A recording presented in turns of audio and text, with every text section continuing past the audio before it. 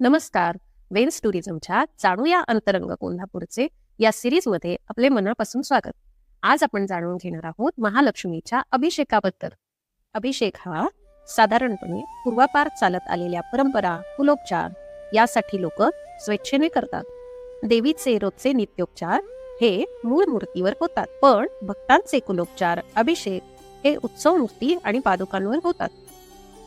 अंबाबाई मंदिरात अभिषेकाची वेळ ही पहाटे 5:30 वाजता, सकाळी 8:30 आणि 11:30 वाजता अशी आहे. तुम्हाला अभिषेक करायचा असेल तर वेळेपूर्वी किमान अर्धा तास आधी मंदिरात उपस्थित राहावे. अभिषेकासाठी लागणारे साहित्य हे मंदिरातील गुरुजींकडे उपलब्ध असते. यामध्ये पंचामृत, फळं, फुलं, धूप, दीप, कापूर, सुवासिक या गोष्टींचा समावेश असतो.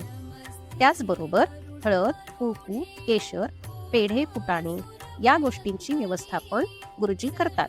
त्यामुळे तुम्हाला अभिषेकासाठी येताना हे काहीही आणावे लागत नाही.